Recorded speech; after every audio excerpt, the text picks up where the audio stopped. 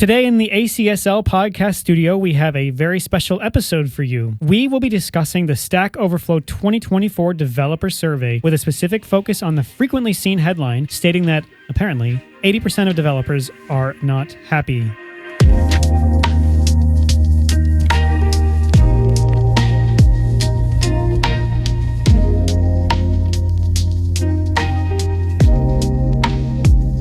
In the studio, we have a few special guests. Right now, there are 4 of us in here, including myself. I'm going to go ahead and kick it over to each of them to introduce themselves real quick. First, in the studio, we have Andrew over here. Andrew, why don't you go ahead and introduce yourself real quick? Hello, I am Andrew. I am one of the board members on TEC, and I have worked a number of years as a software dev, so I'm a mid-level back-end software engineer. Thank you, Andrew. Appreciate it. And then over here, right in front of me, we have Ryan. Why don't you go ahead and introduce yourself? Hello, everyone. My name is Ryan Jones. I work primarily as a embedded systems developer. You can call me mid-level, but had a lot of experience working in a couple different industries. Awesome. Thank you, Ryan.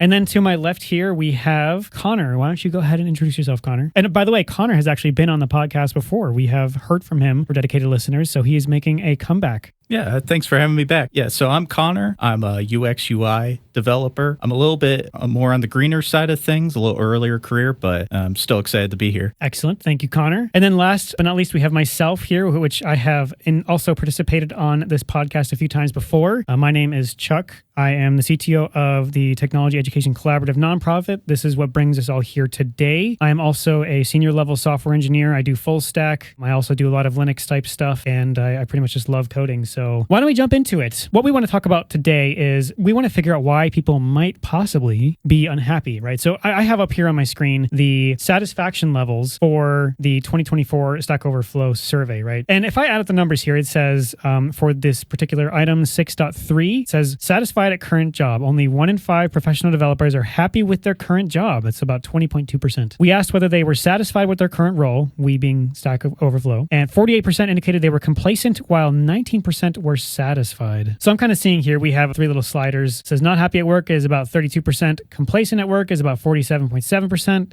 happy at work is only 20%. So if you do the math, you do indeed see that roughly 80% are not answering happy at work. I think, just from like a high level personal preference perspective, I think being either happy or complacent at work are good places to be. Would you guys kind of agree with that? I see some heads kind of, agreeing with that. Andrew, what do you think? Complacent is easy to stay at, and it is an acceptable goal to have. It's hard because now you're not advancing yourself, but still better than not happy. I think I would agree with that. What about you, Ryan? I'd be interested to see the experience level of the people who answered these, right? Because there is that sort of honeymoon phase when you start a job where you are very happy, and then as over time you could pivot to being more complacent in the job setting. But I definitely agree that complacent isn't necessarily a bad thing, and it can be satisfactory at work. Yeah, good thoughts. What about you, Connor?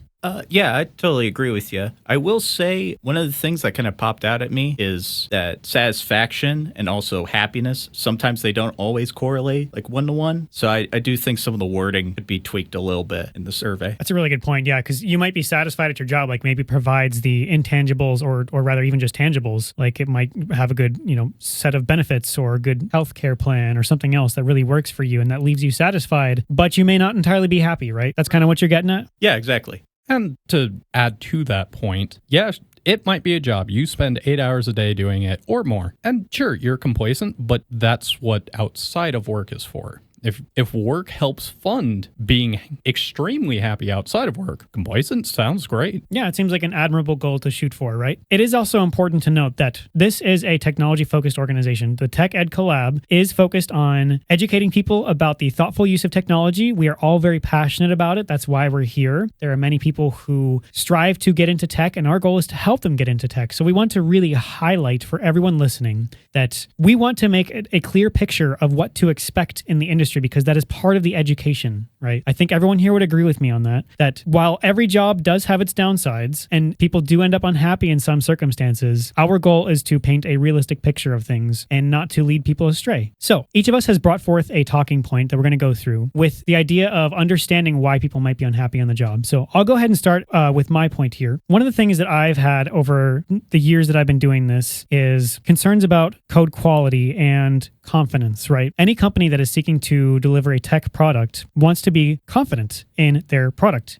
that it will work the way that's expected, right? They want to have a reliable set of software that they're shipping to their customers. Otherwise, their customers won't come back. That's kind of the whole point, right? If you ship something that may or may not break and no one really knows for sure how much it's going to break, that's kind of a shaky foundation to live on. So one of the things that I think kind of rears its ugly head from time to time, more often than I would prefer, is the idea that businesses are always trying to sort of push and push and push to the point where sometimes engineers may not have enough time to consider how reliable or unreliable their code is. And if I'm going to get a little more specific with that, what I'm really trying to get at is stuff like unit tests and integration tests and QA, right? When I write software, I want it to work the way that I intend it to work. And sometimes I write code that just kind of sucks, right? First time I run it, it doesn't work. Eventually, though, it does work. And a lot of the times when you're doing development, you do write unit tests to kind of assert that your code works the way it's supposed to. And running these unit tests is ideally done in a way that's repeatable, quick, doesn't require any dependencies, that kind of thing. And unfortunately, I think that a lot of companies just simply don't have the time to invest in a solid, robust unit testing infrastructure setup. And that's hard. I get it. I really do. But I just want to really bring attention to the idea that with a little bit of discipline and a little bit of agreement in advance on how much unit testing should be done, better code quality can be achieved. Simple bugs can be ironed out. Usually the process that I take is I recommend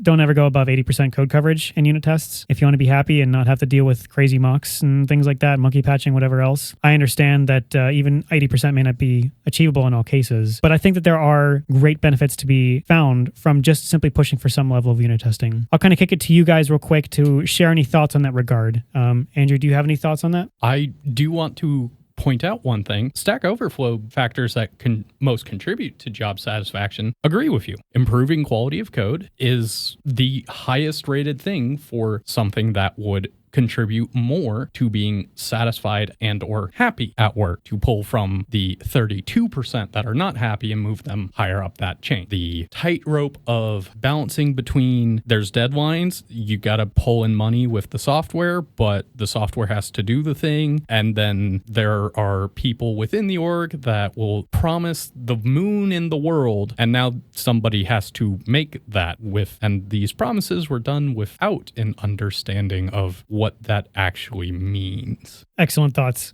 Ryan, what about you? Yeah, I think that unit testing and code quality is super important. And when it comes with different types of developers, you don't want to feel overwhelmed, right? So like if you're only working on unit testing, for example, right, and maybe your goals are aligned with something else, that could influence your satisfaction of job quality. Connor, what about you? This does kind of remind me of something GitHub did a while back, to where they were seeing similar kind of issues within their employment body.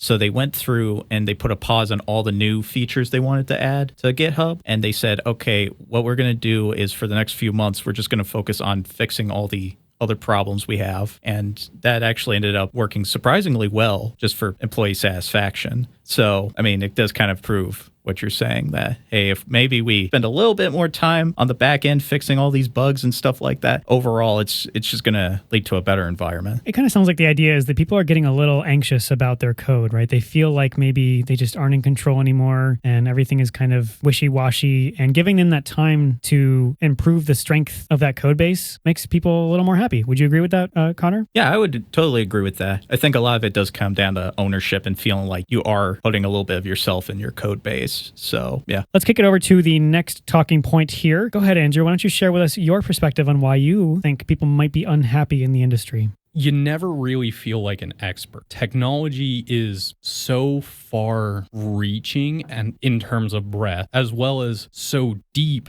nowadays, that the specializations, such as for me, back-end engineer, now there's specializations of the specializations because everything is so different and complex. So any small changes, going back to the code quality, you have to spend a lot more time on it. And if you're not an expert, that's a lot more time and likely less quality. So that's one of the things for me. And my experience was they wanted to swap devs every quarter. So whatever team you were on, you got a different team the next quarter. I was very much not a fan of that practice. Ryan, what do you think? I think he brings up good points about how technology is changing so fast and how there's this constant evolution to try to learn new things as well as keep up with your doing currently, right? You don't want to be doing a skill that might become outdated in 2 years and then suddenly you don't have a job, right? So I feel like in terms of job satisfaction with developers, having that feeling of growth and being able to constantly learn new things and apply it in your daily job can influence your satisfaction and job quality. I do think comes back to having a good quality team. I do think every quarter getting a new team, that's got to be really stressful for a job like that, because when you're learning like all these different new technologies, sometimes you fall back on your team to be like, hey, does anybody else like know how to use this tool or whatnot? So I could definitely see that being a serious issue. And depending upon the quality of the code base you're working with, if it's one that's not great quality, now you need more depth of knowledge. If it is one with good quality, that depth actually shallows out, which is nice. Yeah, I think the idea that you're moving to a new team every quarter is kind of insane to me. I mean, it can take a month or two just to figure out a code base. I'm curious, do you remember how big the code base was for each of these teams that you kind of went on? Because if it's a big code base, there's no way that's sustainable, right? It was very big.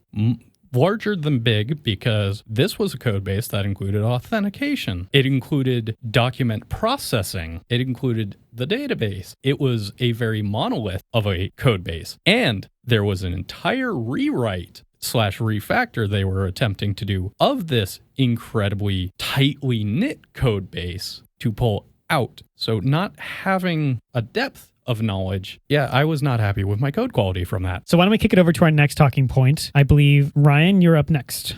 The topic I wanted to talk about was having the tools and resources to set yourself up for success, whether that's through mentorship, training resources. One thing I like to do is set a goal for myself. In 6 months from now, am I going to be better or worse than I was off, right? And I think that's like a good metric I set myself up for in my career. So one point I see on here is contributing to open source being a satisfactor.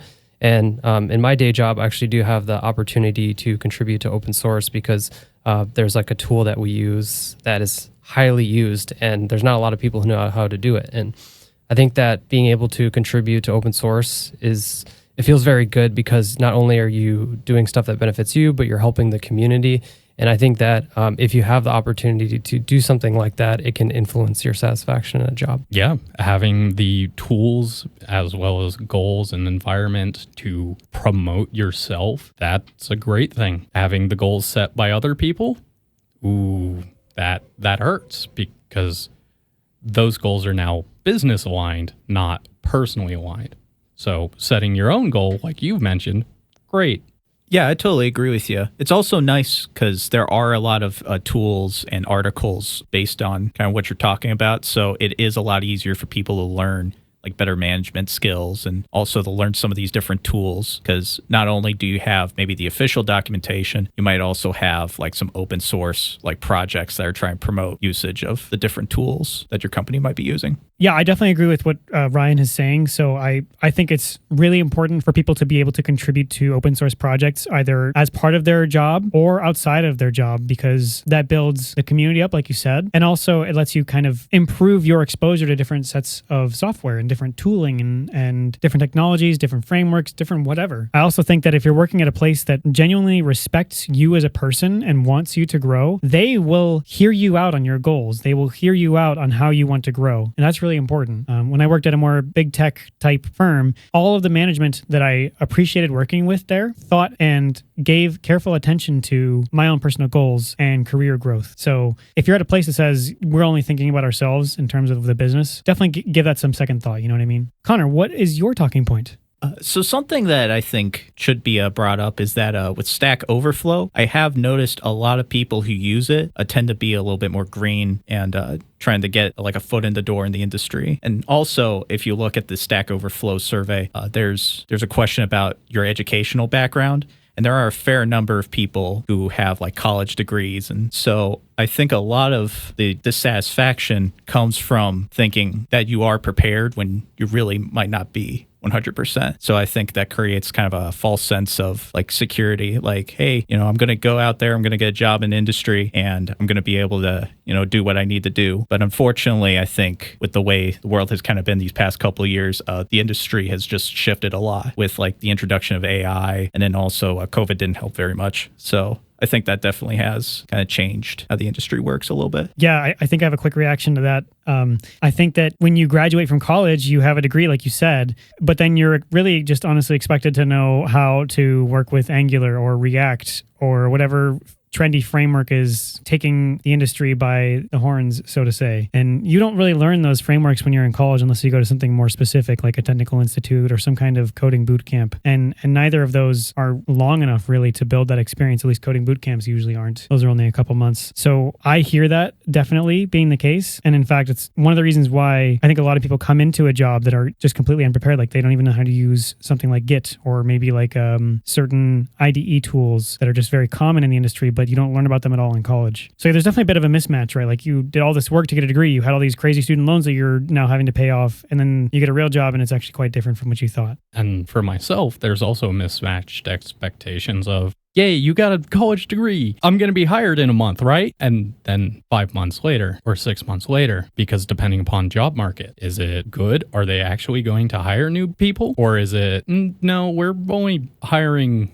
for like senior level positions because we don't have the bandwidth to take the time and train our new hires. Yeah, and just to think about that too, Andrew, right? Every year there's going to be more and more CS grads that are graduating with CS degrees, right? So to some degree, it's inflation. There's more people with just college degrees, and it's almost becoming the bare minimum, the expectation. You have to come up with different ways to set yourself up and learn new skills as well as be unique. I think doing organizations like TEC or extracurricular, I got most of my skills in college, not through classes, but being involved with community and getting hands-on with projects. And then also what I mentioned before, open source, right? Anyone can contribute, and that's almost like a free internship, right? You get skills contributing to open source, and suddenly you're doing the same thing at a real job. So I think those would be really good resources to consider when trying to pivot in the job market. I'll echo that sentiment. I actually had a ton of people over the last N number of years really set me straight. I would do stupid things when making pull requests, or I would make code changes that were unsensible, but I didn't know at the time. And they didn't mince their words. They told me, don't do this, don't do that. And I learned fast. And I think that kind of stuff you can really only get in the open source community, because there's really nothing to lose except for maybe a bit of pride, I guess, by trying to make a code change somewhere, right? Someone's just going to tell you, no, we're not going to merge this. And maybe nothing happens, maybe something does happen. But that's a great perspective to have, right?